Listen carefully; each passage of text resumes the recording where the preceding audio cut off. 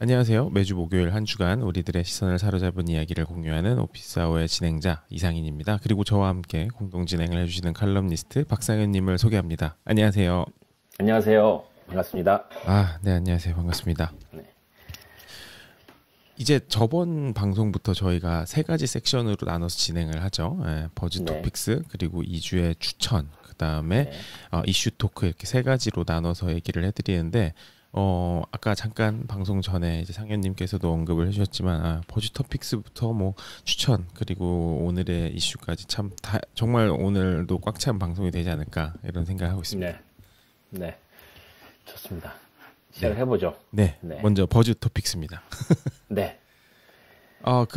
사실 이게 뭐 엄청 중요한 일이다, 뭐 테크 쪽에서 뭐 발생한 대단한 일이다 이런 건 아니고요. 사실 개인사인데 처음 어떻게 보면은 좀 첫 아이템을 좀 편하게 이야기하기 위해서 좀 이야기를 꺼내 보자면은 빌 멀린다 게이츠 커플 있죠.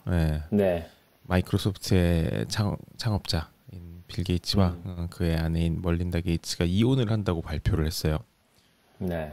그 충격이었죠. 네, 진짜 충격적이었어요. 갑자기 일하다 말고 저도 뉴욕 타임즈 노티피케이션에 티딩 뜨더니 이제 빌 게이츠 이혼한다고 그래서 빌 게이츠가 전혀 그렇게 생기지 안 그럴 것 같았는데 약간 웃긴 거는 그 제프 베이조스가 이혼한다 할 때는 사람들이 그럴 줄 알았지 이렇게 되는데 맞아요.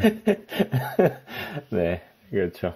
그래서 이 사람들의 기대가 달랐던 것 같고 또 이런 게 있는 것 같아요. 사람들이 이혼을 하는 이유는 뭐 어떤 종류의 거라고 생각을 하는 게 있잖아요. 그래서 사람들이 아직 다른 짝을 찾아가지고 할 만큼의 그런 정도의 젊다거나 아니면은 돈 문제가 있거나 여러 가지 문제를 상정하는데 여기서 문제가 없는데 왜 이혼하지? 이런 생각을 하게 되는 거죠.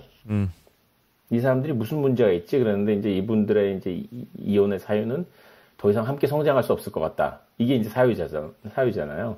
되게 고급스럽게 포장을 했네요, 그죠? 그렇죠. 이상 성장 결혼. 네. 그래서 그 말 그대로 따라서 생각한다면은 그거는 이혼할 이유가 아니지 않느냐 이렇게 되는 거죠. 근데 또 진짜 이유는 따로 있을 수 있는 거니까. 근데 시간 지나면 또 나올 수 있겠죠. 맞아요. 이거는 너무 가십이라서 얘기하긴 좀 그렇지만 다양한 이야기들과 추측이 나오고 있는 것 같긴 해요. 근데 아마 벌써 또 오늘 몇 개 나왔더라고요. 그래서. 근데 또 사람들이 그 이유와 함께 이런 사람들이 이혼을 하면은 가장 관심 갖는 주제가 그래서 얼마 받는데 약간 이런 거잖아요. 그렇죠. 빌 게이츠 같은 경우가 재산이 145 빌리언 달러 정도로 추정이 된다고 하니까. 근데 60 빌리언 달러 정도 받지 않겠냐라는 기사도 있고 이런데 의미가 있는 숫자인가 과연 이 정도 숫자들이 거의 허공에 있는 숫자인 것 같고 실제로 그렇게 재산이라는 게 사실 지분 형태로 갖고 있는 거기 때문에 현금화된 재산은 또 아니니까요. 근데 그렇죠. 근데 만약 이제 팔면 배우자 그거를 팔겠다고 하면 이제 제프 베이조스 아내처럼 전 아내죠.처럼 내가 그 돈을 받아가지고 위자료 가지고 이제 나머지 다 팔아서 기부하겠다고 마음 먹으면은 또 현금화 시킬 수 있는 거니까요. 그건 그래요, 맞아요. 근데 또 확실히 이런 얘기들이 많이 있어요. 이 사람들은 이혼을 한다고 하더라도 좋은 관계를 무조건 유지해야 한다. 그러니까 말씀하신 것처럼 현금이나 현물로 받는 게 아니라 이런 회사 주식이라든지 이런 거가 많이 연결이 돼 있기 때문에 까딱 전 와이프한테 밑보이면 문제가 회사 차원에서 문제가 생길 수도 있고 이런 소리가 있더라고요. 근데 그리고 마지막으로 간략하게 이야기를 하면은 제프 베조스 전 와이프가 이건 어떻게 보면 시애틀 지역에서 되게 유명했던 뉴스인데 얼마 전에 떴던 되게 평범한 시애틀 지역의 과학교사랑 재혼을 했어요, 얼마 전에. 그렇죠. 네. 근데 그 과학교사가 그 학교가 아이들이 다니는 학교였던 걸로 알고 있어요. 그 집 아이들이. 그래서 네. 좋게 봤었나 보죠, 뭐. 네. 참 재밌는 세상입니다. 네, 맞습니다. 또 다음 소식으로. 네, 다음 소식. 이거 굉장히 이게 오늘 사실 오늘 그러니까 수요일 날 미국 시간으로 수요일 날 발표한다 그래서 사람들이 다 긴장하고 있었는데 이제 페이스북에서 트럼프 계정 정지가 그러니까 트럼프 측에서 계정을 정지당했잖아요. 네. 애초에. 근데 그게 잘못된 판결이라고 잘못된 조치라고 일종의 항소 같은 걸 했어요. 그 페이스북 내에서 그런 그 오버사이트 보드라고 이제 만들어진 게 있는데 네. 거기다가 이제 트럼프 측에서 이제 항의를 했고 그거를 심사를 했거든요. 거의 페이스북 대법원이라는 별명이 붙어 있는데 거기서 그 판결 그 계정 정지에 대한 판결을 이렇게 내렸습니다. 사용 정지를 한 거는 적절한 조치인데 문제는 거기서 그 정지할 때 페이스북에서 그 무기한 indefinitely라는 말을 사용한 거예요. 이거를 permanently 영구 정지를 한다는 게 아니라 아직 결정하지 않은 상태에서 일단 기한을 두지 않고 정지를 한다는 식의 표현을 한 건데 이거는 잘못됐다는 거죠. 그래서 이거를 아예 permanently 정지를 하든가 영구적으로 정지를 하든가 아니면은 뭐 언제까지 정지한다고 기한을 정해두던가 하라고 이제 일종의 그 뭐랄까 수정하라는 명령을 내린 거죠. 네. 근데 그게 그래서 이제 6개월 내에 이제 페이스북 기업이 판단하라고 얘기를 한 거예요. 근데 이게 참 재밌는 게 이 페이스북 그 대법원이라는 이 오버사이트 보드는 굉장히 유명한 막 정치인들서부터 저 법하는 사람 되게 유명한 사람들 다 모아가지고 이제 그 일종의 third party로 이제 그 맡긴 거였는데 거기서 결정하는 걸 우리가 따르겠다는 어떤 조건으로 이제 유명한 사람들 한 모아놓은 거예요. 그러니까 전 세계적으로 이제 명망 있는 사람들을 20명을 모아놓고 그 사람들한테 판단을 하라고 한 건데 그 사람 또 돈들을 꽤 많이 받는다고 하더라고요. 그렇죠. 근데 거기서 얘기한 게 이제 우리한테 이런 걸 맡기지 말고 회사 차원에서 결정할 문제가 따로 있다. 이거는 회사 차원에서 결정할 문제다. 이렇게 한 거죠. 근데 이게 어떤 의미냐면 트위터에서는 트럼프를 퍼머넌트리 정지를 했기 때문에 이거는 내부적인 어떤 룰에 따라서 결정을 하는 거지 이거는 우리가 룰을 만들 수는 없으니까 그 룰은 니네가 정해라 이렇게 된 거죠. 뭔가 원래 페북에서는 좀 이런 정치적 부담을 덜기 위해서 만든 조직인데 이 조직이 그렇죠. 반대로 그걸 떠안기 싫으니까. 네. 그게 이제 제가 보기에는 핵심인 건데요. 이게 서로 이제 미루고 있는 것 같은 느낌이 굉장히 강하게 듭니다. 맞아요. 네. 근데 이제 여기서 사람들이 이제 왜 그 트럼프가 그 페이스북 계정을 되살리려고 이렇게 애를 쓰느냐는 거죠. 그런 질문을 하는 거예요. 왜냐하면 사람들이 트럼프가 뭐 페이스북도 하나? 페이스북은 트럼프는 트위터를 주로 하지 않나 이렇게 생각을 하잖아요. 그쵸. 실제로 트럼프가 매달려 있는 건 페이스북이 아니라 트위터인데, 근데 왜 여기를 살리려고 애쓰냐에 대해서 이제 분석이 나왔는데 이제 이건 거예요.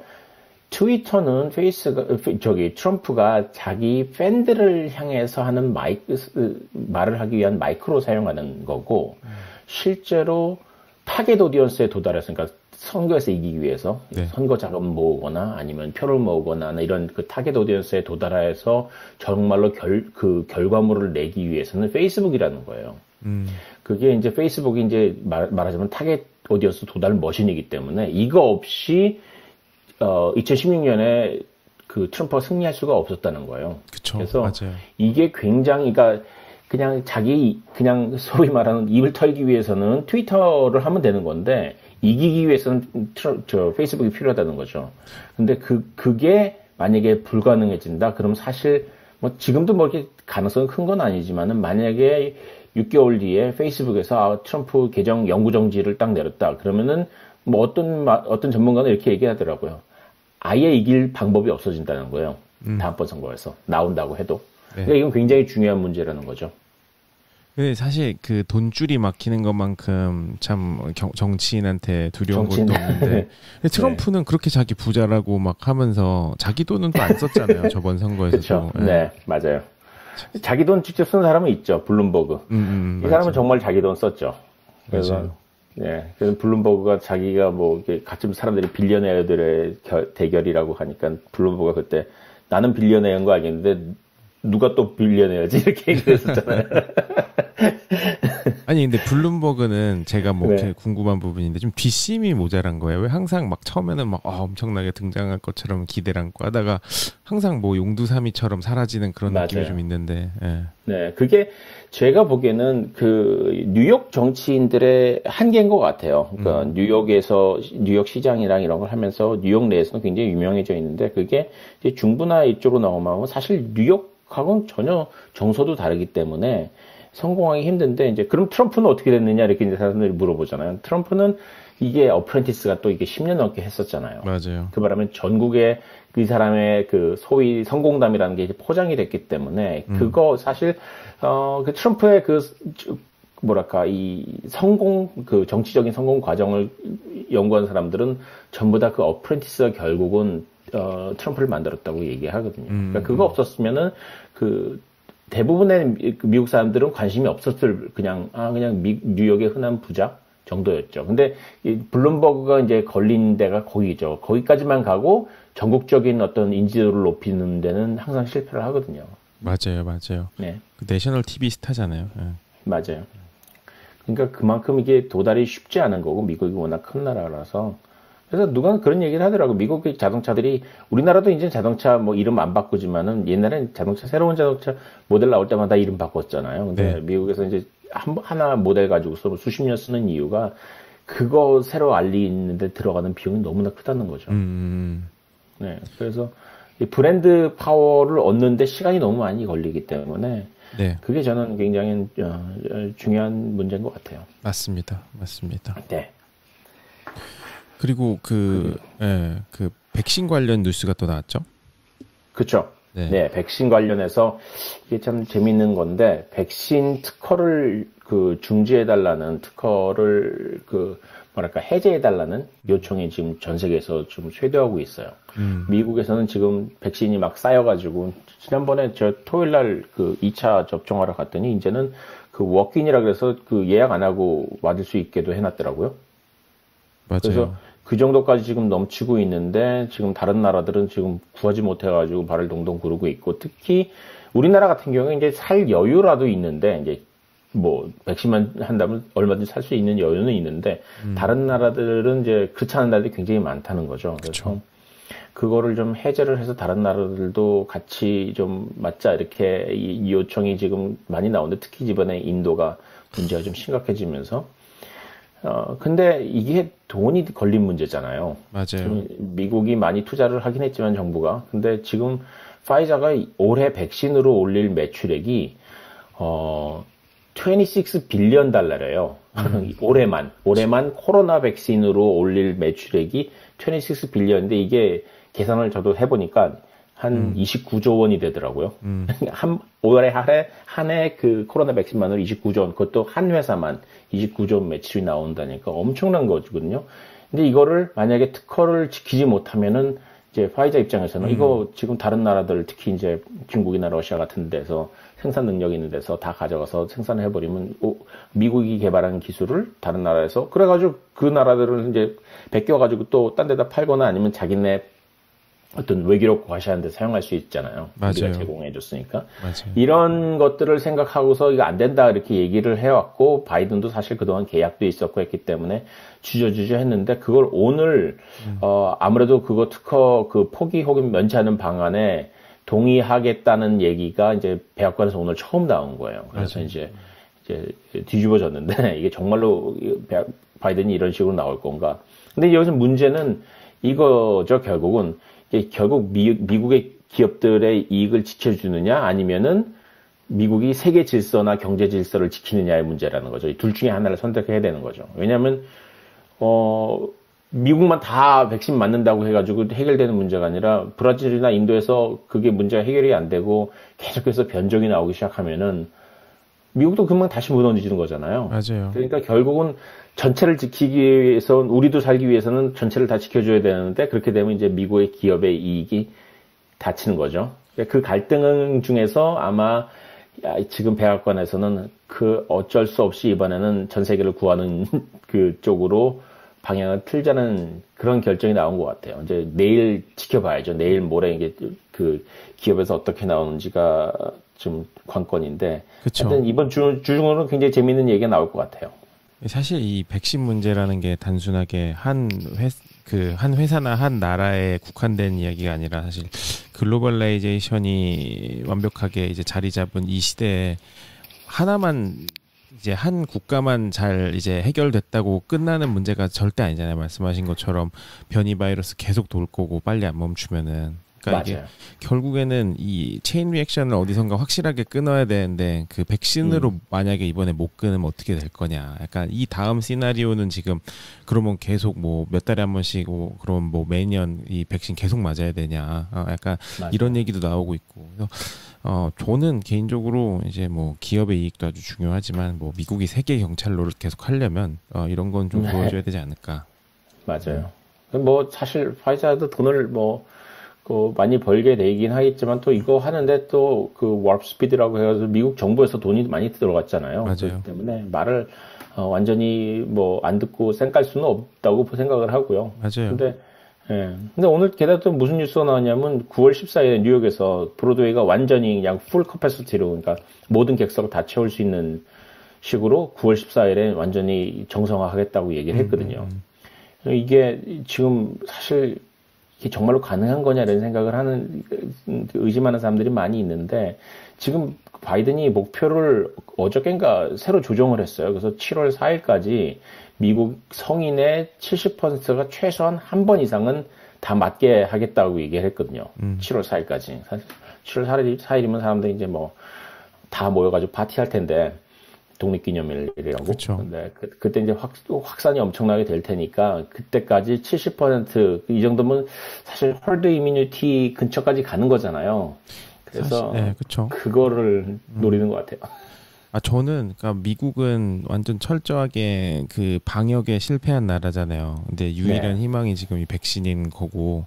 그러니까 좀 안타까운 게 백신을 지금 맞고 있는 스피드가 좀 감소하고 있는 것도 되게 안타깝고 그게 또 여러 가지 문제가 겹치면서 허드 이뮤니티가 생각보다 빨리 안 생기거나 아예 안 생기면 어떡하나 이런 걱정은 계속 드는 것 같아요.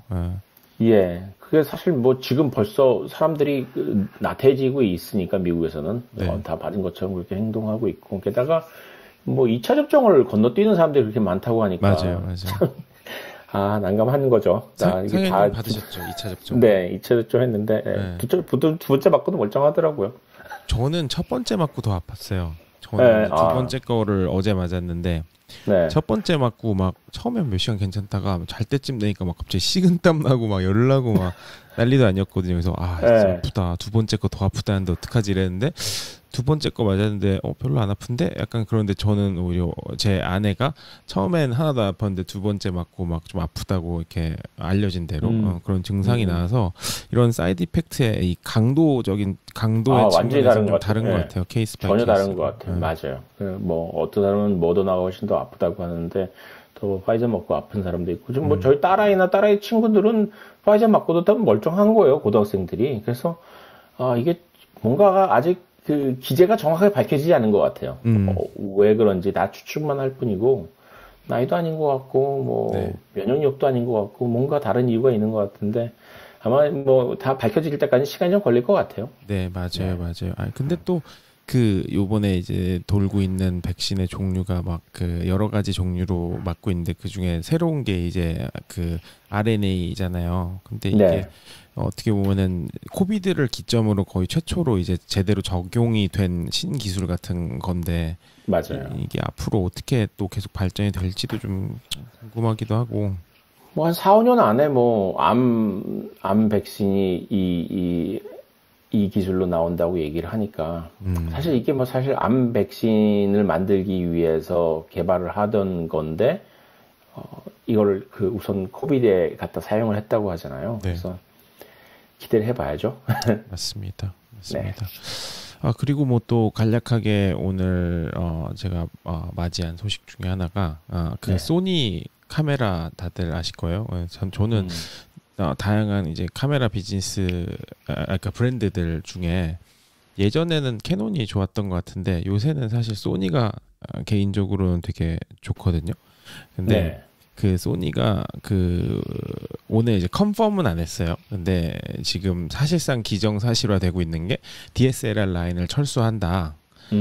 이런 소식이 들리더라고요. 그래서 야, 근데 사실 소니가 DSLR에서는 큰 재미를 못 봤죠. 캐논 DSLR에서는 그냥 캐논하고 니콘이 사실 그 뭐랄까 왕좌 노릇을 했고, 소니는 미러리스가 나온 다음부터 본격적으로 그 이 게임에 들어갔다고 봐는 게 맞죠. 맞아요. 네. 그 미러리스가 사실상 대세가 됐고, 네. DSLR이 너무 크고 뭐 튼튼하다 뭐 이런 소리가 있지만 너무 크고 무겁고 성능은 또 그렇다고 미러리스보다 더 좋냐 그것도 아니고 이러다 보니까 계속 좀 공룡화 돼가는 화석화 돼가는 그런 카메라 라인업이었죠. 네, 사실 뭐 DSLR은 뭐 요즘 어떨지 모르겠는데 저 때만 해도 이제 아이들이 태어나면 아빠들이 반드시 마련하는 핑계가 생긴다고 하는 게 DSLR인데 저도 그래서 이제 DSLR을 저희 아이들 어릴 때 이제 샀거든요. 네. 그래서 뭐 이제 더 이상 사진 찍히기 싫어하는 나이까지는 DSLR을 엄청 찍었어요. 근데 그때도 정말 이건 정말 무겁다. 맞아요. 이게 정말 무겁다는 생각이 항상 들었거든요. 근데 이게 남자가 들어도 무거운 거라서 그래서 그 엄마들은 이 DSLR을 안 찍었다는 거죠. 그때 얘기가 대부분 엄마들은 안 찍고 아빠들이 이제 그걸 팔에다 칭칭 갖고 다녔는데 이제 미러리스 나온 다음에는 이제 누구나 찍을 수 있게 됐고 성능도 뭐 지금 더 좋아졌잖아요. 그러니까 맞아요. 네, 소리도 안 나고 맞아요. 막 찰칵찰칵 이런 소리도 안 나고. 근데 소니가 확실히 뭐랄까 그 기술력 측면에서 미러리스 쪽에서 막 좀 확실히 두각을 좀 나타내면서 그쪽은 확실히 장악을 해가는 그런 느낌이 있는데. 맞아요. 그렇죠. 또 재밌는 게 또 사실 이거 이재희님이 그 페이스북에서 알려주셔가지고 저는 지난주 말이었나요? 그래서 얘기가 굉장히 시끄럽게 나왔었는데 이제 베이스캠프라는 서비스가 있죠. 그게 이게 말하자면 뭐 슬랙이나 뭐 잔디, 뭐 트렐러 같은 그런 기업용 온라인 협업 툴인데 이거를 만들어서 꽤 유명한 회사였는데 여기서 그 직원들이 3분의 1이 한 번에 사표를 쓴 거예요. 근데 전체 직원 숫자가 뭐 60명이 넘지 않기 때문에 이렇게 큰 회사는 아닌데 이 회사가 굉장히 막 책도 5권을 낼 만큼 이제 전부 다 이제 기업 문화라는 건 어떤 거냐, 기업 내 소통은 어떤 거냐 이런 얘기를 엄청 했던 회사인 거예요. 그런데 이제 그 회사 내부에서 문제가 생겼는데 그걸 가지고서 CEO가 업무 외에 정치 사회적인 논의는 우리 그 회사 공식 베이스캠프 계정이 아니라 그냥 사적인 채널로만 하라고 이제 편지를 쓴 거예요. 그래서 직원들이 다 반발을 했는데 거기에 대해서 싫으면은 바로 회사에서 그 세버런스 페이 줄 테니까 그냥 나가 이렇게 또 메시지를 발표를 해버린 거죠. 그러니까 이제 그 말 듣고 CEO가 왜 저러냐 맛이 갔구나 해가지고 이제 직원부터 작은 일반 직원부터 심지어 C레벨까지도 아마 저걸 쓴 모양이에요. 그 사표를 써버린 모양이에요. 그래서 3분의 1이 날아가 버리니까 회사에서 다 나가 버리니까 이제 충격이 큰 거죠. 이제 네. 맞아요. 근데 요새 그 직장 내에 이러한 그런 뭔가 정치 사회적인 가치에 대한 이런 부분을 좀 잘 그 매니징을 못하면은 직원들이 확실하게 그런 부분에 대해서 자신의 의견을 피력하거나 아니면 진짜 회사 나가버리거나 하는 경우가 되게 종종 있는 것 같아요. 맞아요. 그래서 그게 예전에 한 몇 년 전에 한 3년 4년 전에 나온 얘기였는데 이제 밀레니얼 세대의 그 직장 문화에 대해서 얘기하면서 뉴욕타임스 기사가 그렇게 나왔었어요. 스타트업인데 회사에서 뭔가 어떤 발언을 했는데 땡스기빙과 관련해서 뭔가 발언을 했는데 그게 이렇게 심한 발언은 아니었는데 그게 어떻게 해석하면 백인들을 중심으로 생각할 수 있는 거니까 그런 식으로 말하면 안 되지 않겠느냐고 직원이 그냥 CEO한테 얘기를 했대요. 그래서 CEO가 오케이 알았어 그러고서 이제 다음부터는 조심할게 그랬더니 다시 와가지고 아니 인정을 했으면은 사과하는 걸 공식적으로 밝혀야 되지 않느냐 그래 따지는 바람에 이건 뭐지 막 했다는 거죠. 그래서 그렇게 그 당당하게 목소리를 높이기 때문에 그런 사람들이 지금 그런 밀레니얼 세대가 미국에서는 지금 그 직장인 중에서 제너레이션만으로 보면 밀레니얼 세대가 지금 최다래요. 맞아요. 그 다음에 이제 X세대고. 그렇기 때문에, 직장 문화가 바뀌고 있다고 해석하는 게 오히려 더 가까울 것 같아요. 그래서 이게 이제 그런 면에서 봤을 때 베이스캠프에서, CEO가 예전처럼 그렇게 자기 파워플레이 하는 식으로, 물론 뭐, 제프 베이조스 같은 사람이면 또 모르겠죠. 근데 이제 이 회사가 그런 회사가 아니었기 때문에 먹히지 않은 거죠. 맞아요.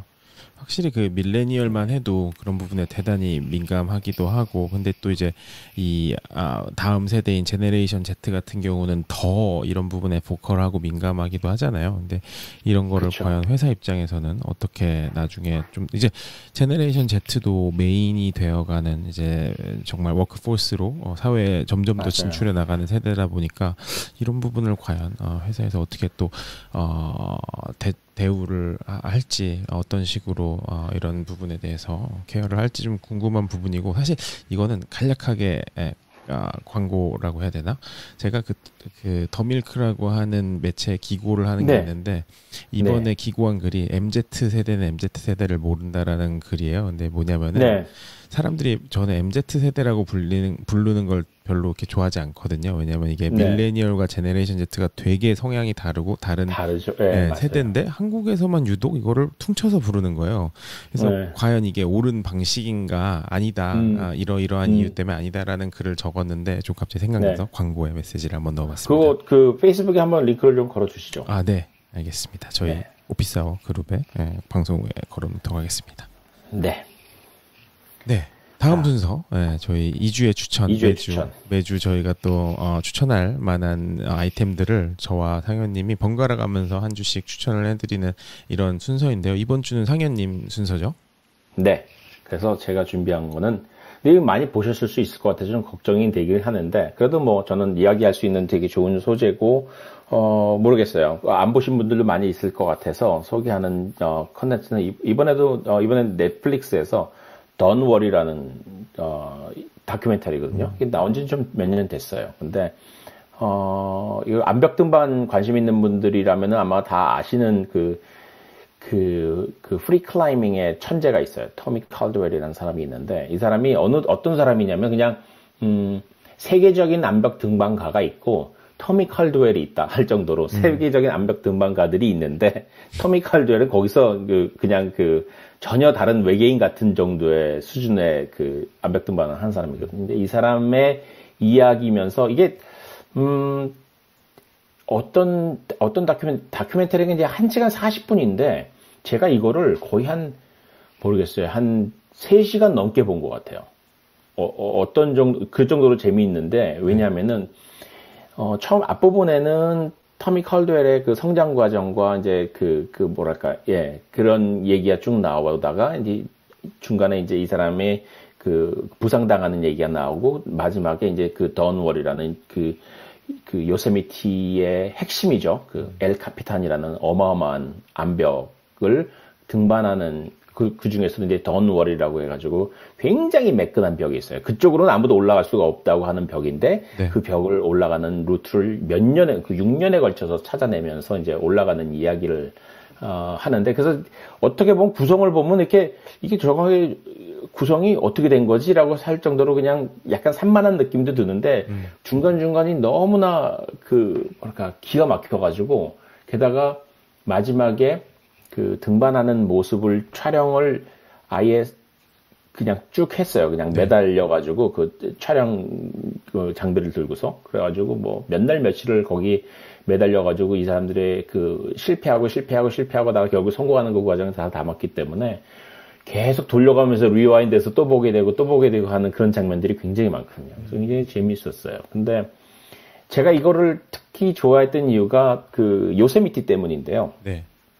이게 제가 지난번에 말씀드렸지만 저희 국립공원을 좀 많이 다닌 편이거든요. 근데 이게 제가 국립공원을 가보기 전에는 몰랐던 것들이 있는데, 그게 이제 여기서도 이제 나타나는 건데, 규모가 너무 커요. 국립공원들이.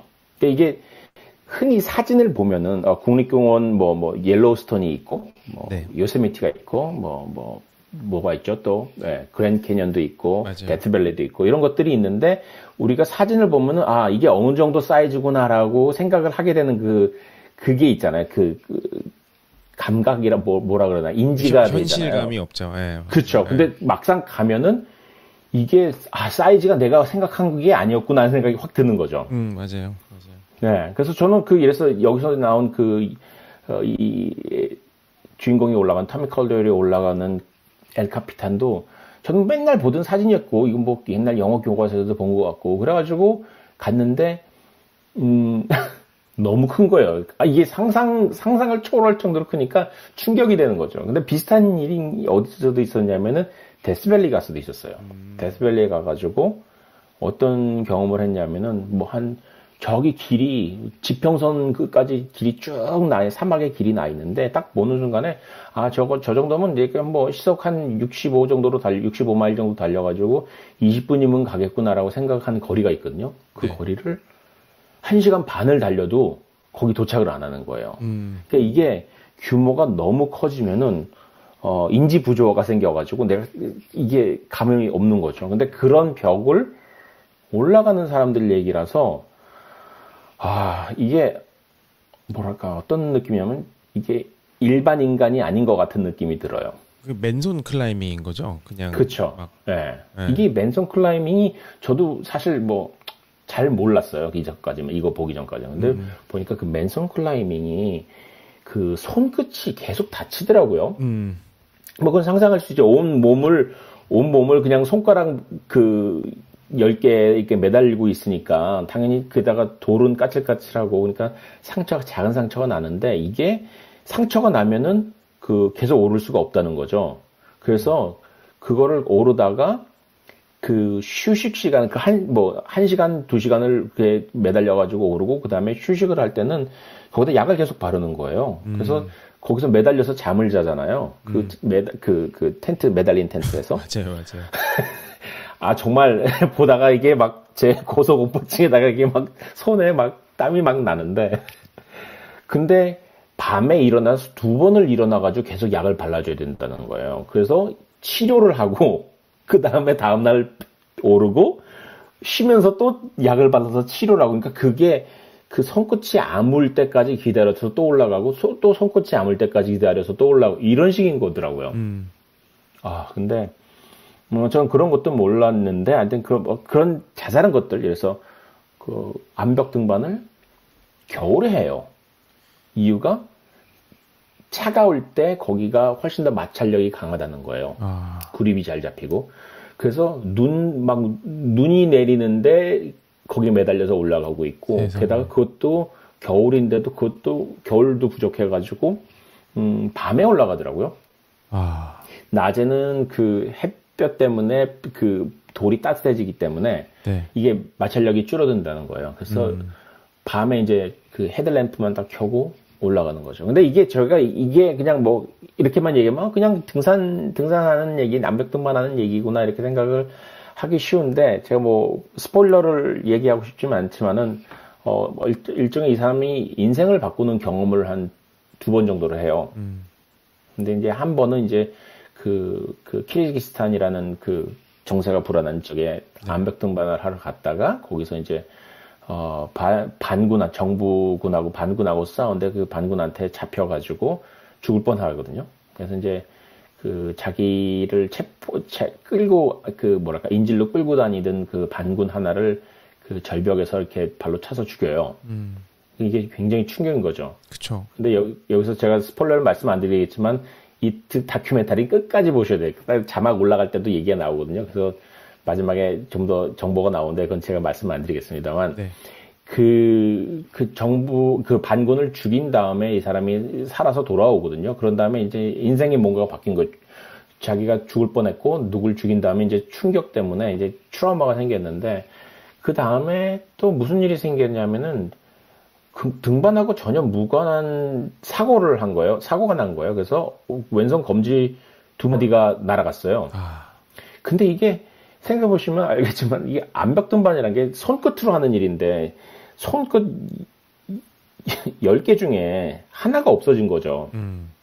그러니까 그 의사가 이 사람한테 이제 직업 바꿔라고 얘기를 한 거예요. 근데 이 사람이 이제 거기에 분노를 했다고 하더라고요. 그러니까 내가 못할 것 같으냐? 나는 이거 할 수 있다 이런. 근데 이제 이렇게 얘기하면은 그냥 그런가 보다 하는데 실제로 보시면 알겠지만 이게 가능한 일이 아닌 것 같아요. 가능한 일이 아닌데 이 사람이 순전히 저는 정신력이란 말을 굉장히 싫어하는 사람인데 이 다큐멘터리를 보면서 정신력이라는 거에 대해서 완전히 다시 생각하게 되는 그런 그 다큐멘터리입니다. 그래서 같은 지점으로 올라가는데 네. 그러니까 우리 눈으로 보기에는 매끈해요. 근데 거기에 뭐 이래서 한 5mm 정도 이렇게 벽이 갈라져 있는 틈이 있다. 그러면 점프를 해가지고 거기를 잡아야 되는 거죠. 근데 그게 될 거냐 안 될 거냐를 떠나가지고 이게 내가 몇백 번을 시도를 했는데 안 되면은 이건 안 되는 일이구나라고 생각하는 게 있잖아요. 네. 이게 안 되는 일이구나 하고 되는 일이구나 사이에서 많은 사람들이 상식적으로 세상에서 이걸 한 사람이 아무도 없고 내가 500번, 600번, 700번, 800번을 했는데도 안 되면은 이거는 안 되는 일이라고 생각할 수 있는 거잖아요. 그쵸. 세상에 아무도 한 사람이 없고 내가 800번을 했는데 안 되면은 세상에 안 되는 일이라는 건 있을 거니까요. 근데 이 사람은 그걸 안 되는 일이라고 생각을 하지 않는 거죠. 그래서 이제 사람들이 이게 데디케이션하고 옵세션 사이에 라인이 어디에 있냐는 거죠. 이 사람이 거의 병적인 거예요. 이걸 할 수 있다는 생각이. 그래서 그게 정말로 가능한지에 대해서 이야기하는 되게 재밌는 다큐멘터리고요. 근데 이거하고 같이 제가 나중에 그 페이스북 그룹에다 좀 올려드릴 테드 영상이 하나 있어요. 그 MIT 대학교에 아마 보신 분들도 있을 텐데 휴허라는 그 교수가 있어요. MIT 교수인데 이 사람이 그 바이오닉스라 그래서 그 신체 그 장애에 있는 사람들 특히 이제 그 사지 중에 어느 쪽이 이제 절단된 사람들한테 이제 의족이나 의수 같은 걸 붙여주는 그런데 그게 이제 로봇 팔 같이 되는 거죠. 로봇 다리. 네. 이런 거를 만드는 그 세계적인 전문가인데 이 사람의 얘기가 굉장히 이 donWall, 이 타미 칼드웰 얘기하고 굉장히 비슷해요. 이 사람도 젊었을 때 암벽 등반을 했는데 암벽 사고로 2다리를 잃거든요. 근데 이 사람이 되게 참 기가 막힌 말을 하는데 자기 무릎 아래 2다리를 잃어가지고 암벽 등반을 못하게 됐다고 사람들이 얘기를 하니까 의사가 이 사람이 자기 생각에 human body is not broken 이라고 그러니까 사람 몸이 망가진 게 아니라 technology is broken 이렇게 얘기를 했다는 거예요. 그러니까 테크놀로지가 거기까지 안 갔기 때문에 내가 암벽 등반을 못하는 거지 내 몸이 망가져서 암벽 등반을 못하는 게 아니다. 굉장히 차원이 다른 생각을 한 거죠. 그런 다음에 이제 바이오닉스 개발을 해가지고 자기의 의족을 자기가 만들어가지고 그걸 모델을 정말 수십 년 동안 다듬은 거예요. 자기가 그 산을 오르고 싶어가지고 의족을 나무로 깎아가지고 만들어서 오르면서 그걸 연구를 해가지고 엔지니어링 교수가 돼가지고 MIT에서 그걸 만들고 있는 거죠.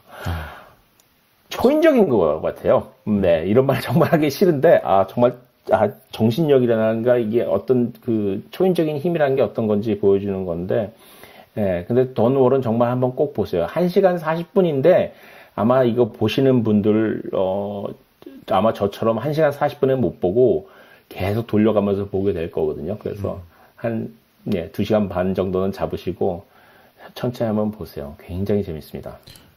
너무 듣기만 해도 뭔가 내가 너무 나태하게 살고 있는 건 아닌가. 네. 진짜로 제가 그 생각을 한 거예요. 네. 그래서 이 사람이 누가 보기에도 뭐 불가능한 건데 이 사람이 된다고 생각을 하고서 하는 걸 보니까 이 사람이 무슨 일이 있었냐면은 이 사람의 그 아내가 증언을 한 게 나오는데 이 사람이 손가락 10개가 다 있을 때 실패한 벽이 있다는 거예요. 어떤 그 봉우리가 있는데 그걸 못 올라갔는데 이 사람이 손가락을 하나 잃은 다음에 거기로 올라갔다는 거죠. 네. 훨씬 더 힘들어진 다음에 이게 그러면서 사람들이 흔히 사람들이 생각하는 이거 그 리밋이라는 게 어디에 있다고 사람들이 흔히 생각을 하는데 네. 그게 사실은 대부분 착각하고 있다는 거죠. 그 리밋이라는 거를. 그래서 제가 이거 보면서 든 생각이 그러면 내가 하는 일에서 이건 할 수가 없어 라는 제가 생각하고 있는 게 뭐였나 하는 생각을 해보게 됐어요. 예를 들어서 내가 글을 뭐 하루에 몇 개를 쓸 수가 있을까? 글을 어느 정도까지 잘 쓸 수가 있을까? 아니면 뭐 이런 거 있잖아요. 하루의 시간을 내가 일에 얼마나 투자할 수가 있을까? 그래서 저도 한계라고 생각하는 거를 항상 두고 있거든요. 이 정도만 하면은 그다음부터는 머리가 소진이 돼가지고 글을 못 써. 하루에 뭐 2개 이상은 못 써. 이런 생각을 하게 되는데 이걸 보면서 내가 정말로 해보고서 그렇게 한 건가? 아니면 내가 어느 정도까지 시도를 해보았을까 하는 생각을 하게 되는 거죠. 그래서 네, 굉장히 험불해지는 험불하게 만드는 그런 다큐멘터리입니다. 아, 정말 대단한 것 같습니다. 한번 꼭 보시기 바랍니다. 게다가 그 말씀하시는 중간에 제가 그 컴퓨터로 그 터미 칼드웰에 대해서 이제 사진을 좀 찾아서 보고 있었는데 그 이분이 손가락을 잃으신 지점이 이제 검지더라고요. 네. 그러니까 어떻게 보면은 제일 중요한 데죠. 부분 중에 하나인데 네. 그 부분을 잃었는데도 이렇게 하신다는 게 참 대단한 것 같네요.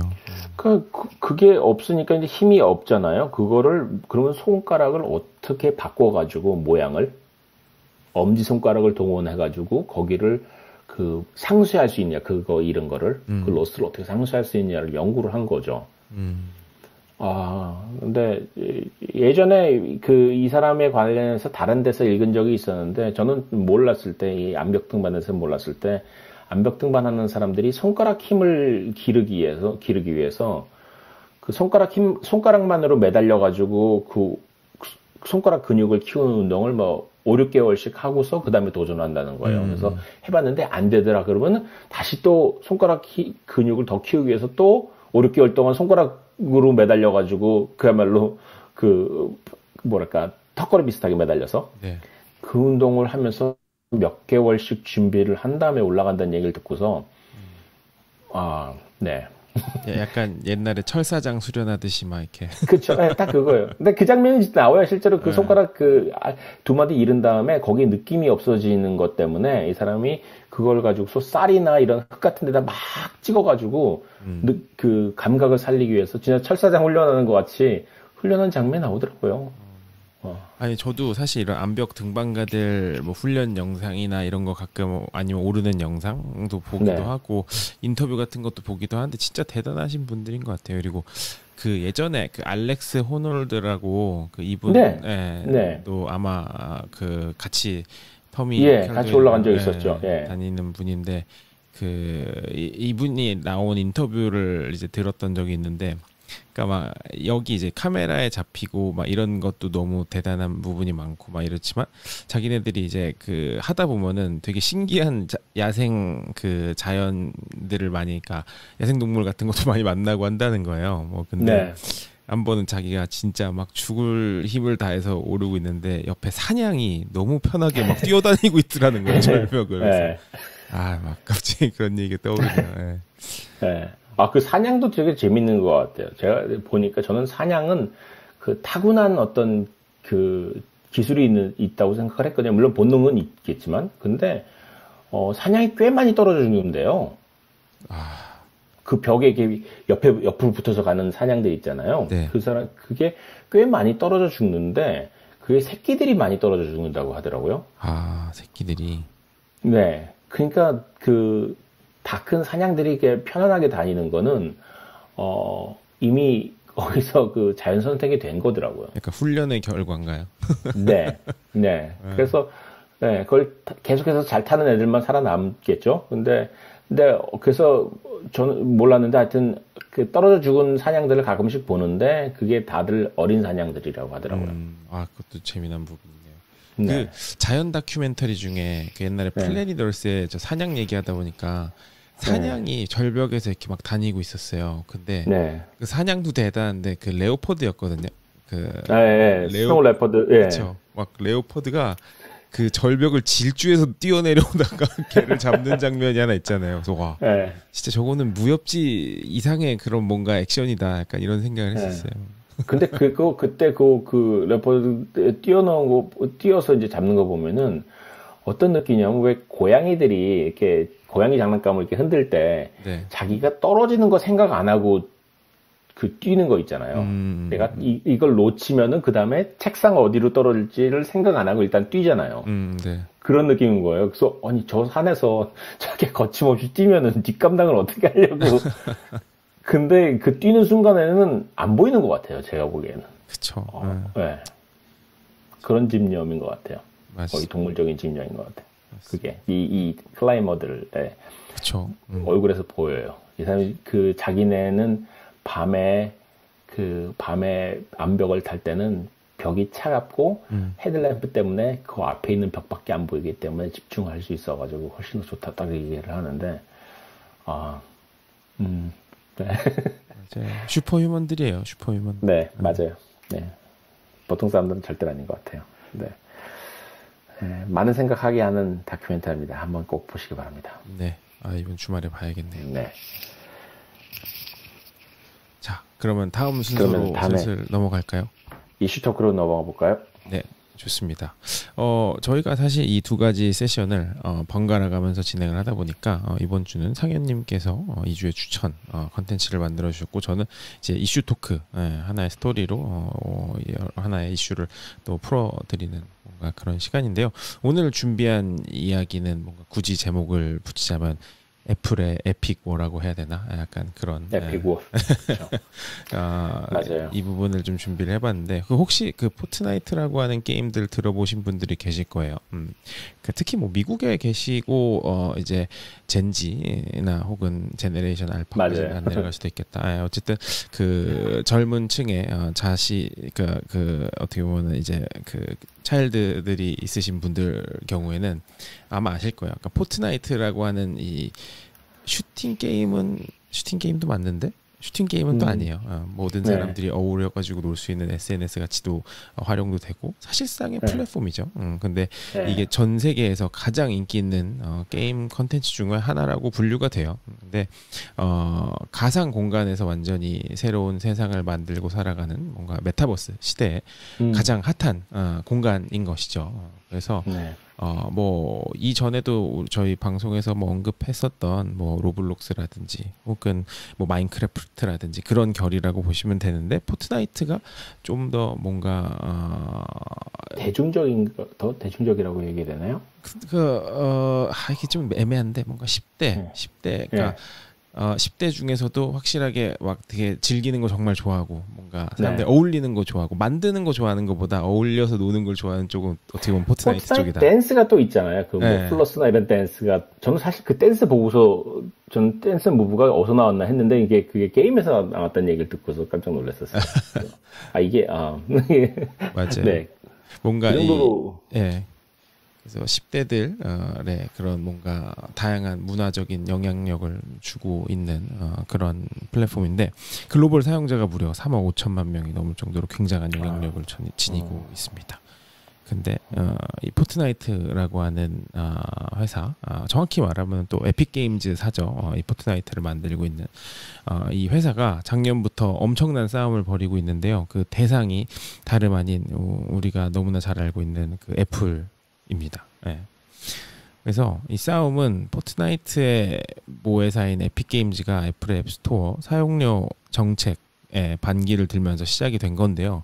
그 앱스토어 이제 정책 중에 하나가 그 앱상에서 발생하는 수익의 30%를 이제 앱스토어가 가져간다라는 이런 정책이 있는데 포트나이트가 이런 거를 좀 되게 부당하다, 너무 심하다 이래가지고 앱스토어를 거치지 않고 판매를 하는 이제 직거래를 사용자들에게 함으로써 뭔가 그 애플의 수수료 30%를 내지 않는 쪽으로 자꾸 방향을 잡았어요. 그러니까 애플이 좀 강수를 바로 둬버렸는데요. 앱스토어에서 포트나이트를 바로 삭제를 해버린 거죠.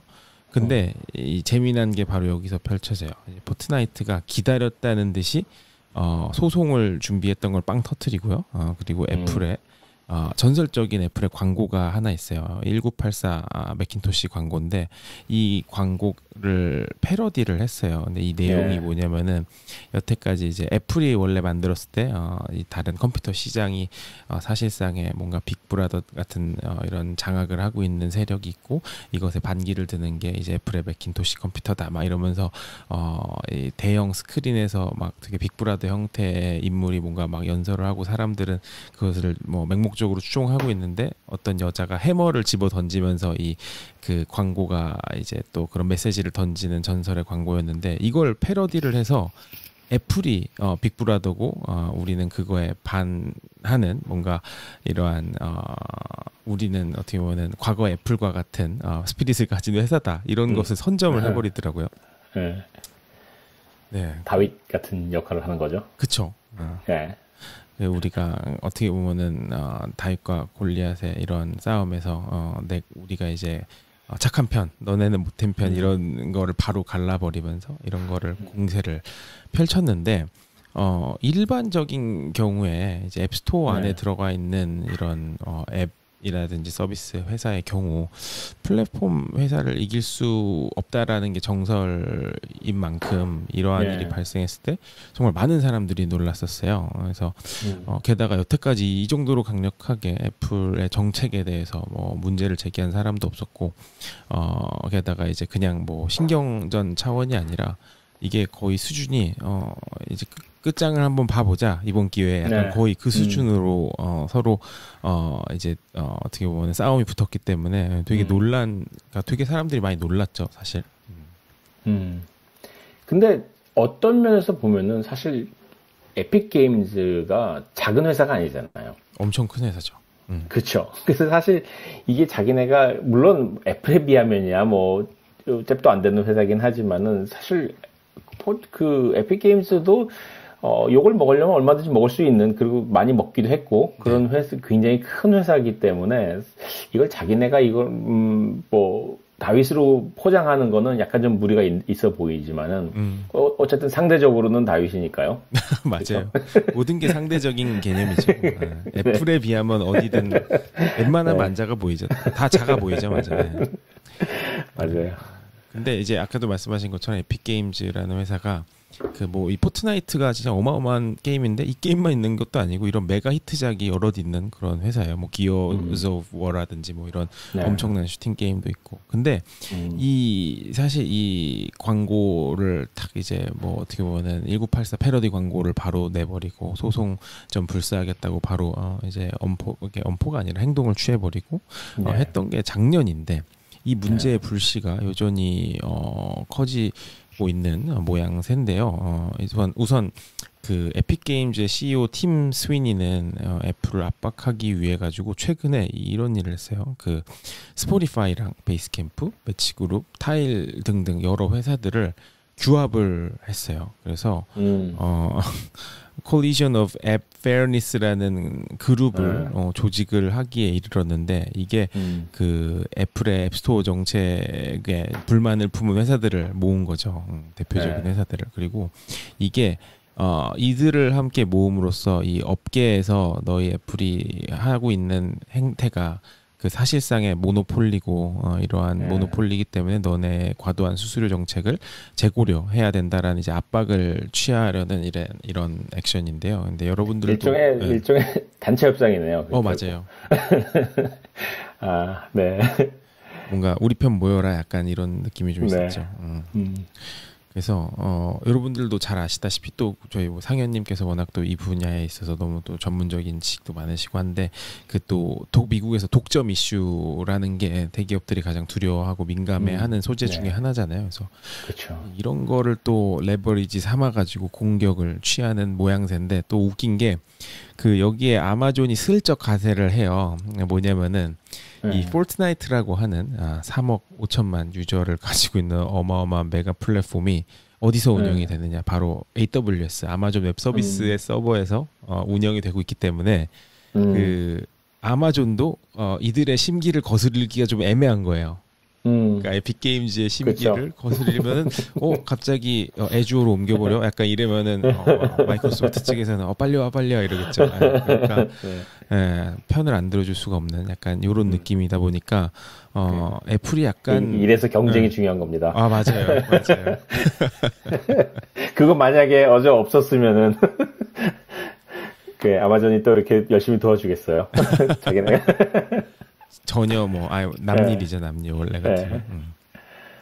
근데 이러한 포트나이트의 어떻게 보면 근자감이라고 해야 되나 아니면 엄청 자신감 넘치는 행보라고 해야 되나 이런 행동의 배경에는 사실 그들의 천문학적인 수입이 있어요.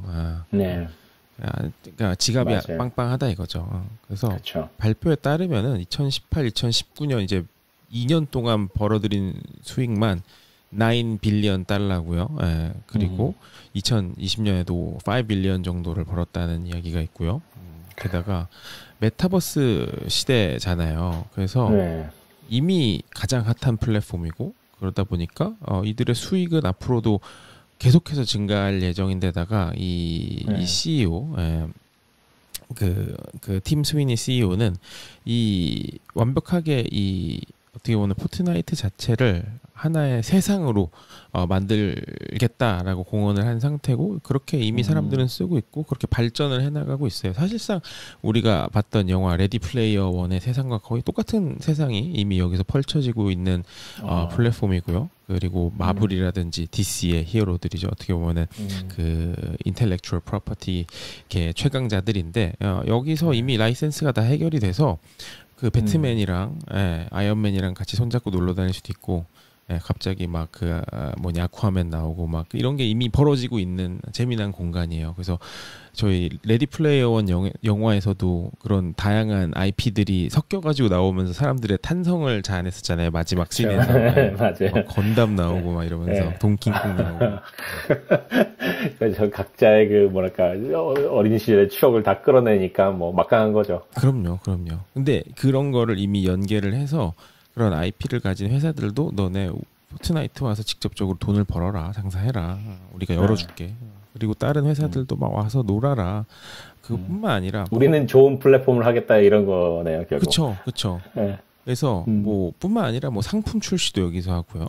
이벤트도 많이 하고 BTS도 사실 이벤트 여기서 했었어요. 그리고 콘서트 같은 거 포트나이트에서 끊임없이 열리고 있는데 재작년인가 아마 작년 초였나 정확하게 기억은 안 나는데 좌우지간 포트나이트에서 트래비스 스캇이 엄청난 메가 콘서트를 열어가지고 거의 자기의 전국 순회 공연에 필적하는 그런 수입을 거의 한 방에 올리는 그런 온라인으로 했는데도 말이죠.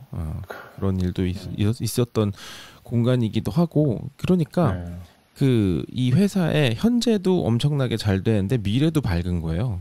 그러니까 말 그대로 이런 경우에 우리가 돈을 찍어내고 있다고 하죠. 그러니까 그렇죠. 애플이랑도 붙어볼 만하다고 생각을 하는 거예요. 실제로 붙어볼 만도 하고 이 이슈에 관해서는. 그리고 애플 iOS 앱만 있는 게 아니고 이게 모든 플랫폼에서 다 되는 그런 접속이 가능한 그런 거다 보니까 근데 이제 그 소송전을 통해 가지고 본인들이 지더라도 우리는 명분이 있고 이기면 또 이기는 대로 우리가 애플을 이겼다. 애플이 우리한테 굴복했다 이런 이미지를 만들 수가 있으니까 그러니까 오히려 저는 그러니까 그런 실리아 어쨌건 간에 명목이 어쨌건 간에 결국에 이미 에픽 게임즈한테 너무 유리하게 돌아가고 있는 상황은 아닌가라는 생각은 들어요. 그래서 저는 만약에 이게 애플이 지는 쪽으로 결정이 나면은 사실은 애플만의 문제가 아니라 다른 모든 플랫폼한테 가는 시그널이 될 수 있다고 생각을 하거든요.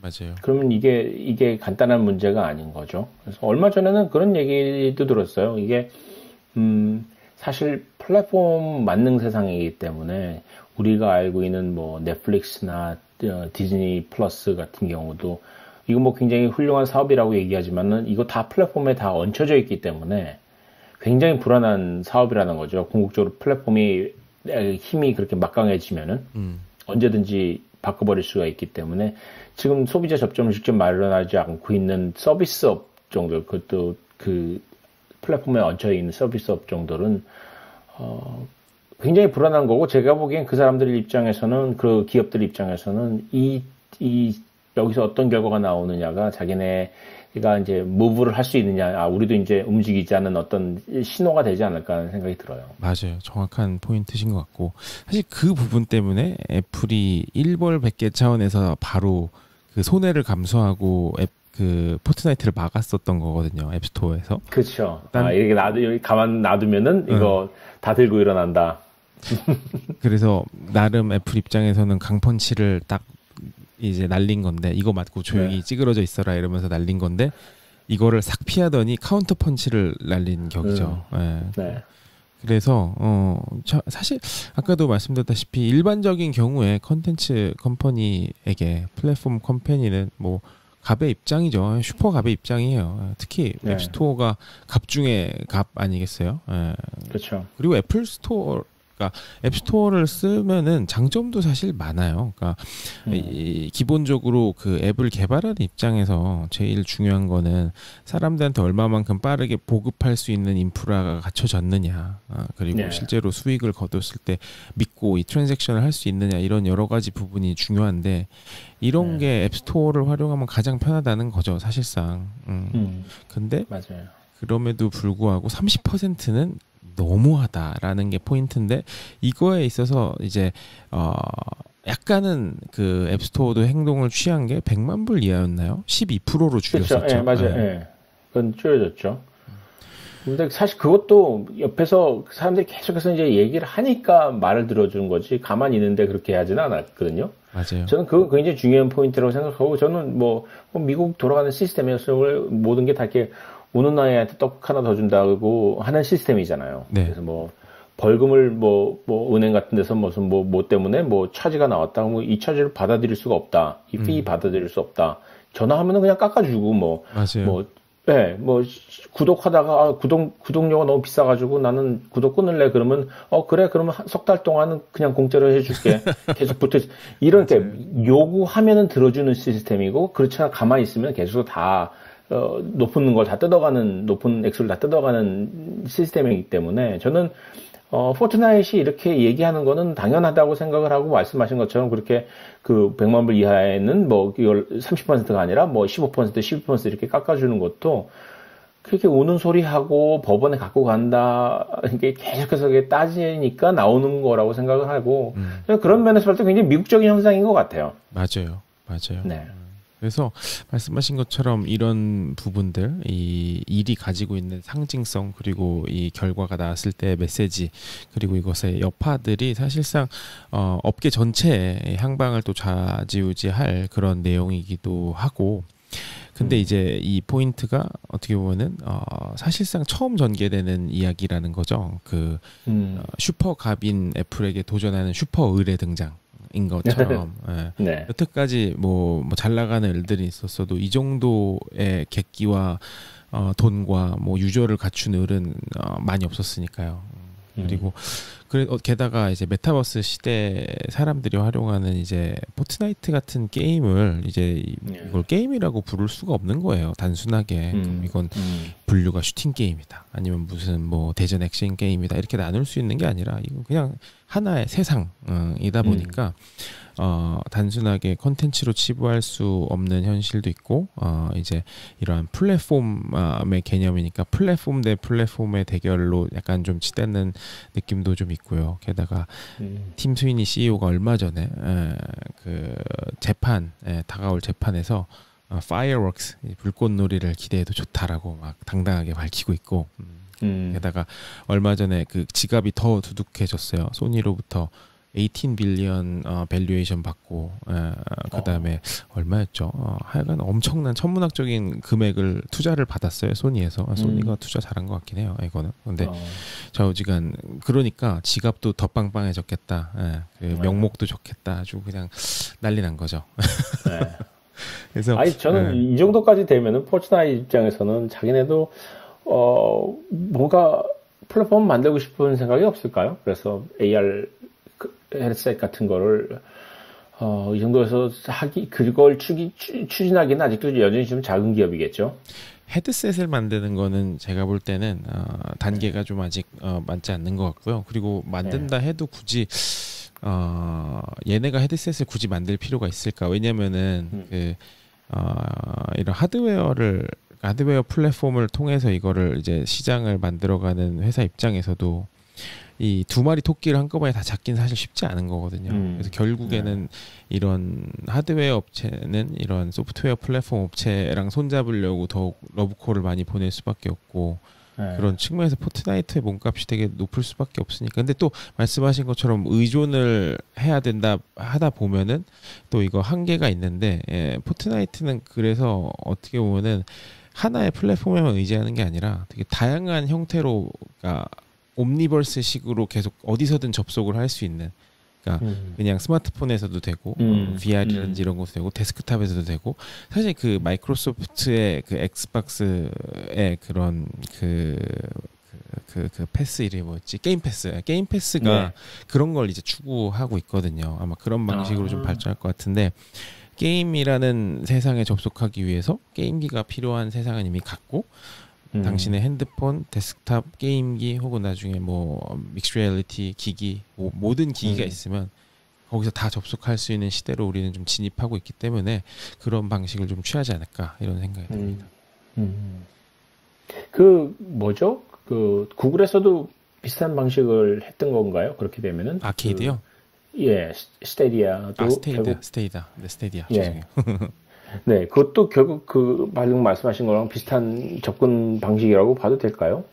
스테디아는 접근 방식은 아주 비슷한데 그 여러 가지 측면에서 좀 뭐랄까 마감 서비스의 길로 들어갔죠. 그러니까 오리지널 컨텐츠도 너무 부족했고 심지어 오리지널 컨텐츠 게임 컨텐츠 개발을 해산했잖아요. 못하겠다고.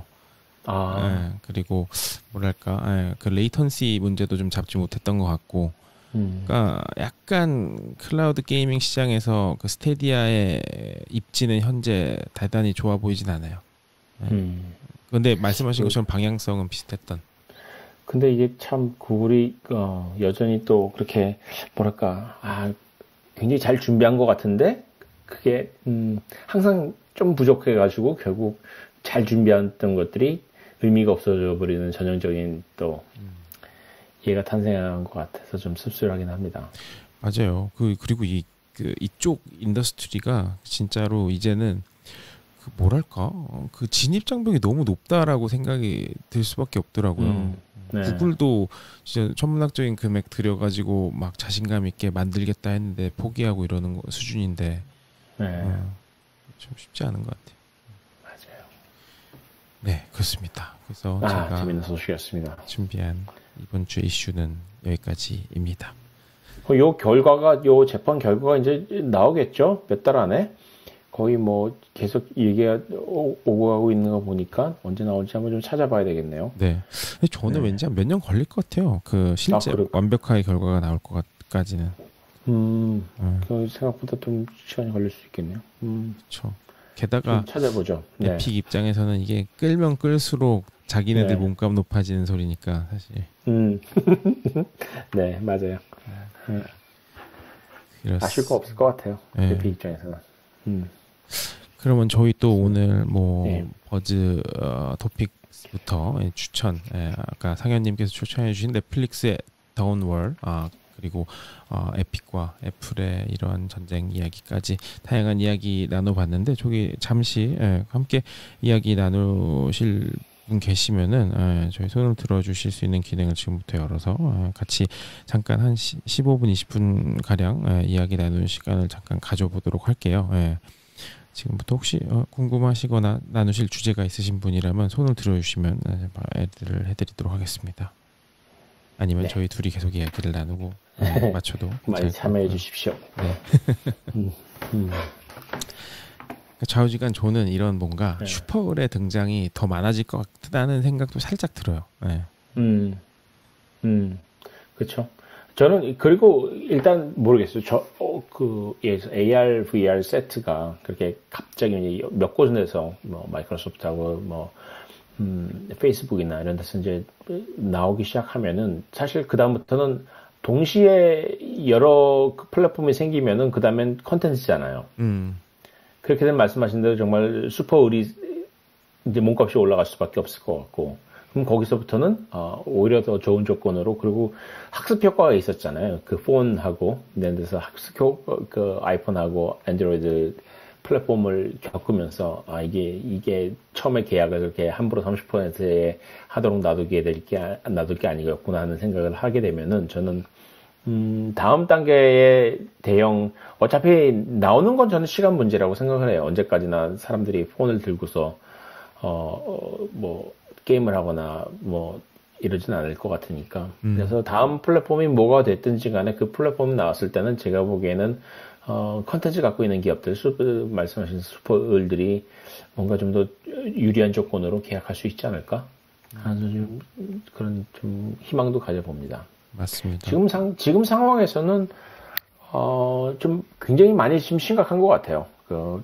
이 플랫폼들의 그 횡포라고 얘기해야 될지 모르겠지만은 여기서 언제 한번 좀 끊어져가지고 이제까지 지난 10여 년 동안 이만큼 벌었으면은 이제는 뭔가 다음 단계로 넘어갈 수준이다라고 얘기를 선을 끊어줘야 되는 건데 아마 그게 미국 정부가 아니면 뭐 그 사법부에서 뭐 할 일일 것 같기도 하고. 맞아요. 지켜보죠. 사실 그 플랫폼이 여태까지 그러한 컨텐츠 프로바이더라든지 뭐 서비스들에게 있어서 뭔가 너무 이 플랫폼을 구축했다는 거에 이거를 너무 강조를 하면서 좀 과한 이득을 취한 건 아닌가라는 이야기도 많이 오고 가고 있고, 특히 그 개인들의 데이터를 활용해 가지고 엄청나게 컸던 뭐 페이스북이라든지 이런 서비스들이 여태까지 그냥 데이터를 자기네들 이제 광고라든지 이런 거 하는데 활용만 했지 그 수익을 그 적절하게 배분은 하지 않았잖아요, 콘텐츠 크리에이터들한테. 그렇죠. 네. 그래서 이런 뭔가 슈퍼 크리에이터들의 눈치를 보는 세상도 이제 이미 와 있지 않을까, 약간 이런 생각도 들고. 네. 얼마 전에 제가 다른 곳에서 구독 서비스와 관련한 줌 미팅을 했었거든요. 네. C로켓에서 했었는데 거기서 이제 구독 서비스의 얘기를 하면서 이제 그 얘기가 나온 거죠. 구독 서비스가 왜 갑자기 요즘에 많이 뜨고 있느냐는 걸 이제 설명을 하다가 이제까지는 플랫폼 세상에서는 구독 서비스를 따로 하기가 굉장히 힘든 상황에서 이제 광고를 가지고, 페이스북 같은 경우에는 이제 광고를 통해 가지고 돈을 벌고 이랬는데, 처음부터 뭔가 말씀하신 것처럼 크리에이터들한테 수익이 돌아가는 구조를 잘 만들어줬으면, 인터넷이 시작할 때부터 지금 같은 단계에 그렇게 오랫동안 광고나 이런 걸 하면서 이제 빙빙 돌아가지고 이제야 구독까지 오지는 않았을 거라는 거죠. 처음부터 이제 설계한 상황이, 설계를 처음 이게 새로운 인터넷이라는 웹이라는 플랫폼이 딱 이제 탄생하자마자 그 안에서 수익 구조가 어떤 틀이 형성이 되면 그거를 다시 바꿀 때까지는 정말 진짜 20-30년이 걸린 거였거든요. 그러니까 그런 식으로 모바일 플랫폼이 생긴 다음에는 그 안에서 돌아갈 수 있는 어떤 그 수익 구조, 비즈니스 모델이 만들어지면 또 그게 또 10년, 20년을 갈 수 있는 거고, 그 다음에 또 그러니까 저는 이렇게 뭔가 그 틀을 바꾸는 시점이 플랫폼이 바뀔 때 나타난다고 생각을 하는데, 그런 의미에서 지금 그 다음번 플랫폼 기다리는, 그게 뭐 AR이 됐든 VR이 됐든 아니면 뭐 그야말로 뭐랄까, 이 사운드가 됐든 어떤 쪽으로 나가든지 간에 다음번 플랫폼이 만들어질 때는 이제까지 우리가 했던 실수들은 극복을 해야 되는 상황이잖아요. 네. 예, 그래서 그렇게 봤을 때, 지금 다른 서비스들에서 지금 뭐 애플 같은 경우에서도 지금 그 크리에이터들한테, 팟캐스트 크리에이터들한테 돈이 갈 수 있는 구조를 만들겠다고 하는 것도 어떤 종류의 뭐랄까, 그 깨달음은 지금 얻고 있는 것 같아요. 이런 식으로 나가다가는 사람들이 계속해서 붙어있지 않겠구나 하는 생각을 하는 것 같고, 뭔가 수익 구조를 만들어주지 않으면은, 그리고 사실 이게 만약에 아까 말씀드린 것처럼 플랫폼끼리 경쟁하는 과정에서는 저는 크리에이터들이 이득이 갈 것 같고, 그러니까 그 상황에서는 이거 안 되겠다. 사실 뭐 애플 팟캐스트가 그렇게 나온 것도 스포티파이가 옆에서 그만큼 스포티파이의 팟캐스트가 크지 않았으면은 애플이 이런 거 들고 나오지 않았을 거라고 생각하거든요. 돈 맞아요. 주겠다는. 맞아요. 네, 그러니까 결국은 경쟁이 있어야 되는 거고 그게 플랫폼은 사실 경쟁이 없다고 생각하기 때문에 이렇게 맘 놓고 할 수 있는 건데 사실 애플이 그렇게 할 수 있는 거는 뭐 애플 아니면 뭐 안드로이드거나 둘 중에 하나지 뭐. 근데 만약에 그게 그런 플랫폼이 다섯 개가 존재하는데 그게 네 개의 제국으로 5개의 제국으로 갈라져 있는데 애플이 과연 30%를 얻을 수 있을까? 저는 절대로 그럴 수 없다고 생각하거든요. 맞아요. 결국은 경쟁이 중요한 거고 다음번 플랫폼이 어떻게 될지 간에 지금보다는 훨씬 더 좀 더 분산돼 있지 않을까 하는 생각이 좀 들어요. 그러면 뭐 소비자들한테는 사용자들한테는 불리할 수도 있고 좋을 수도 있는 건데 맞아요. 지켜봐야죠. 뭔가 경쟁을 하면은 일반 대중들한테는 좋은 것 같아요. 결국에는 네. 무조건 그 네. 가격적인 측면에서도 그 경쟁 구도가 있는 데서는 함부로 올리지 못하잖아요. 그렇죠. 그리고 뭐 맞아요. 또 아까 말씀하신 것처럼 애플 이제 팟캐스트가 엄청 많이 달라졌어요. 사실 제 입장에서는 예전부터 이 팟캐스트에 몇 가지 시리즈를 올려도 보고 했었는데 정말 그 팟캐스트 그 이제 관리하는 사이트라든지 혹은 보는 팟캐스트 앱 자체도 너무 후졌고 그리고 관리하는 사이트도 정말 너무 낙후돼 있었는데 이번에는 좀 개선하려고 노력을 많이 한 것 같아요. 네. 아무래도 이제 스포티파이 같은 강력한 경쟁자가 옆에서 이제 버티고 있으니까 맞아요. 발등에 불이 떨어졌겠죠. 네. 아니, 아까 소니 말씀하셨잖아요. DSLR 철수한다고. 네. 근데 제가 오늘 뉴저지에서 올라왔는데 오는 길에 커네티컷 지날 때쯤에서 이제 I-95 고속도로에서 옆에 큰 간판이 붙은 거예요. 그게 뭐냐면 캐논에서 네. The future is mirrorless 해가지고 이제 mirrorless 광고를 하게 크게 붙은 거예요. 사실 캐논 니콘만큼은 아니지만 캐논도 사실 DSLR로 장사를 다 이렇게 하던 회사잖아요. 네. 근데 이제 사실 그때만 해도 큰 플레이어가 아니었던 후지필름이나 이런 데서 미러리스로 재미를 크게 보고 소니도 이제 계속해서 캐논하고 니콘 아성에 도전을 하려다가 안 되다 하다가 결국 이제 미러리스 나오자마자 갑자기 강제로 떠올라가지고 위협을 하게 됐는데 이제 캐논이 이제 퓨처리즈 미러리스라고 본인들이 이제 미러리스에 본격적으로 광고를 하고 있는 걸 보니까 여기서도 결국 일본의 카메라 시장이 플레이어가 많으니까 이 추세가 바뀌면서 지금 싸우는 대형 플레이어의 라인업이 싹 바뀌어버린 거잖아요. 그래서 또 니콘은 계속해서 고생을 하고 있고, 캐논은 이제 좀 애쓰고 있고, 근데 소니하고 후지필름은 여전히 사람들한테 인기가 있고, 저는 이 과정도 결국은, 경쟁이 있기 때문에 이 가능한 거였고, 옆에 소비자 보기에는 굉장히 즐거운 상황이죠. 네, 맞아요. 근데 저는 삼성도 옛날에 카메라 한동안 많이 좀 투자를 했었던 것 같은데 어느 맞아요. 순간 없어졌더라고요. 포기했죠. 다 팔고. 근데 그게 워낙 삼성도 제가 듣기로는 나쁜 카메라가 아니었고 꽤 좋다는 얘기를 많이 들었는데 이게 뭐랄까 정말 조금이라도 좋으면 사람들은 그걸 사기 때문에 이거 그냥 이번에 저는 후지필름 지난 몇 년 동안 후지필름이 미러리스로 강력하게 떠오르는 걸 보면서 사람들이 브랜드 후지필름은 이름도 저는 좀 이상했거든요. 항상 이게 왜 필름 회사인데 왜 그걸 후지 카메라로 바꾸지 않고 후지필름이라고 한 상태로서 그냥 카메라를 팔지 좀 이랬는데 사람들 그거 개의치 않더라고요. 후지필름이지만은 미러리스 제일 좋다. 그러면 그냥 바로 사들고 조금 요게 훨씬 더 높고 항상 리스트에서 순위에서 항상 순위가 니콘 캐논보다 높다. 그냥 그걸 다 사더라고요. 제가 한번 사려고 물어봤더니 그냥 후지필름 사세요. 딱 그렇게 얘기를 누가 하더라고요. 아는 분이. 그렇게 경쟁이 빡빡한 상황에서 삼성이 버텨나기 힘들었을 거라고 얘기를 하더라고요.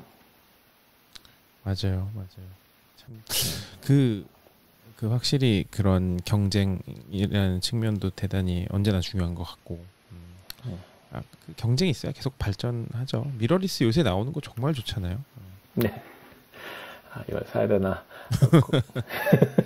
근데 결국에는 전 DSLR을 죽인 건 어떻게 네. 보면은 미러리스도 분명히 한 몫을 했지만 네. 카메라 핸드폰 카메라 네. 그런 거에 발전이 맞아요. 또 있지 않나. 네, 뭐 가장 많이 애플이 항상 하는 얘기가 세상에서 가장 많이 팔리는 카메라는 아이폰이라고. 네, 저는 그게 결정적인 역할을 했다고 생각을 하고 그 유명한 얘기 있잖아요. 그냥 그린업 제품이 나오면은 그때 이제 그 기존 플레이어가 접는다는 얘기. 그게 처음에 필름 카메라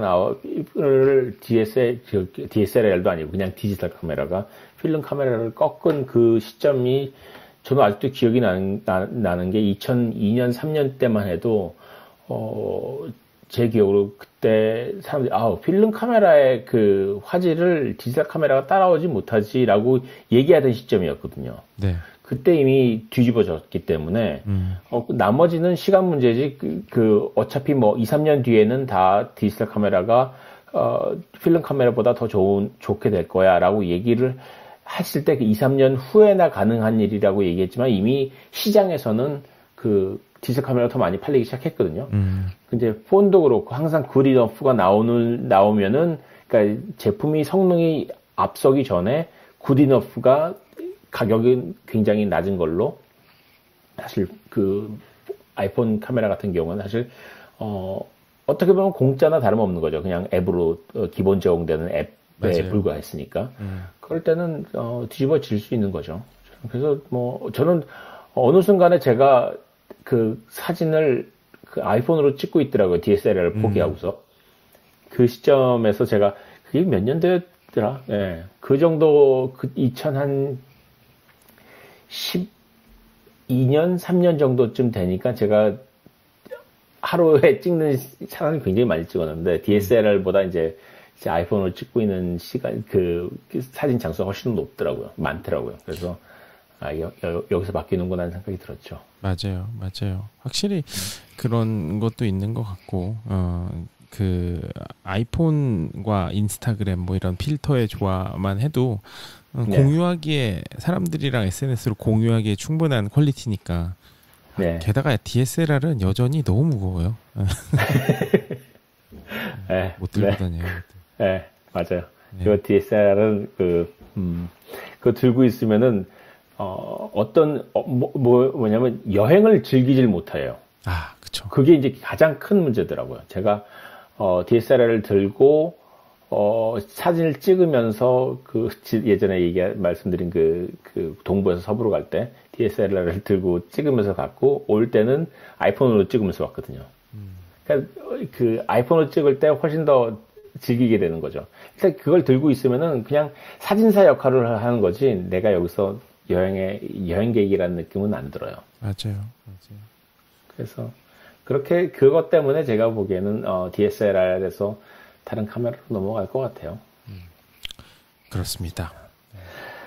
네. 저희 또 한 1시간 25분, 한 30분 가량 다양한 이야기 오늘도 준비한 다양한 이야기 함께 나눠봤는데요. 또 다음 주가 벌써 기대되네요. 네, 다음 주는 또 상희님이 2주의 추천. 네. 그리고 제가 또 다음 이슈 토크를 준비를 하겠습니다.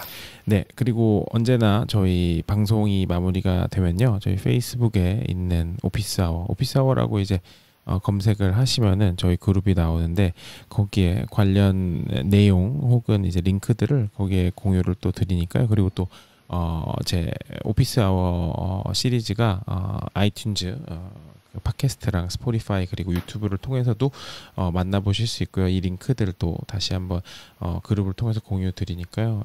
혹시라도 아직 들어와 있지 않으신 분이라면은 오피스아워 그룹에 조인 부탁드리고요. 네, 다음 주에 또 저희 또 재미난 이야기로 만나 뵙도록 하죠. 네. 알겠습니다. 감사합니다. 네. 네, 그럼 다음 주에 뵙겠습니다. 네, 다음 주에 뵐게요. 감사합니다. 감사합니다. 네, 들어가세요. 네.